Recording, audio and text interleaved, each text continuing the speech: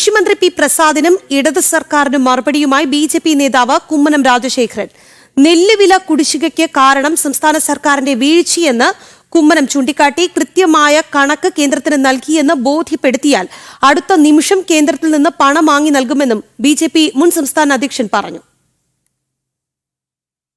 സംസ്ഥാന സർക്കാരും കൃഷിമന്ത്രിയും കർഷകരുടെ കയ്യിൽ നിന്നും സംഭരിച്ച നെല്ലിന്റെ വിലയുടെ കാര്യത്തിൽ പറയുന്ന കളവുകൾ പൊളിച്ചെടുക്കുന്ന മറുപടിയാണ് മുതിർന്ന ബിജെപി നേതാവ് കുമ്മനം രാജശേഖരൻ നൽകിയത്.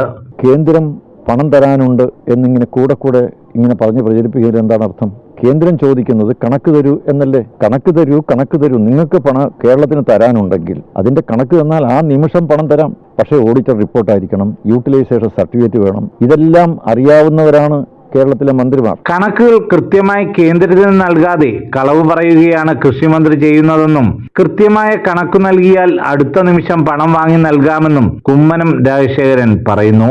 നെല്ലുവില വിഷയത്തിൽ സംസ്ഥാന സർക്കാർ നൽകിയ കണക്കുകൾ സംബന്ധിച്ചും കിട്ടാനുള്ള തുക സംബന്ധിച്ചും ധവളപത്രം ഇറക്കണമെന്നും സർക്കാരിനോട് കുമ്മനം ആവശ്യപ്പെട്ടു. വസ്തുത എന്ത് എന്ന് പറയണം. അതേക്കുറിച്ച് ഒരു ധവളപത്രം ഇറക്കാൻ തയ്യാറുണ്ടോ എന്നാണ് എനിക്ക് പ്രസാദിനോട് ചോദിക്കാനുള്ളത്. നെല്ലുവിലയുടെ കണക്ക് പറയുമ്പോൾ സംസ്ഥാന മന്ത്രിമാർക്ക് തന്നെ പരസ്പര ധാരണയില്ലെന്നും വ്യത്യസ്തമായ കണക്കുകളാണ് പറയുന്നതെന്നും കുമ്മനം രാജശേഖരൻ ചൂണ്ടിക്കാട്ടി.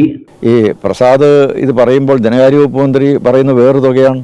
ധനകാര്യ വകുപ്പ് മന്ത്രിയും കൃഷി വകുപ്പ് മന്ത്രിയും സിവിൽ സപ്ലൈസ് മന്ത്രിയും കേന്ദ്രത്തിൽ നിന്ന് കിട്ടാനുള്ള തുക 3 തുകയാണ് പറയുന്നു. സംസ്ഥാന സർക്കാരിന്റെ വീഴ്ചകൾ മറച്ചുവെക്കാൻ ഇടതുമുന്നണി നടത്തുന്ന കുപ്രചരണത്തിന്റെ മുന ഒടിക്കുന്നതാണ് കുമ്മനം ചൂണ്ടിക്കാട്ടിയ ഓരോ കാര്യങ്ങളും.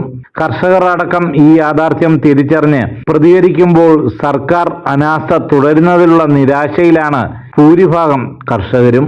ക്യാമറമാൻ സുമേഷ് പുന്നമടയ്ക്കൊപ്പം സുധീഷ് ഗോപാൽ, ജനം, ആലപ്പുഴ.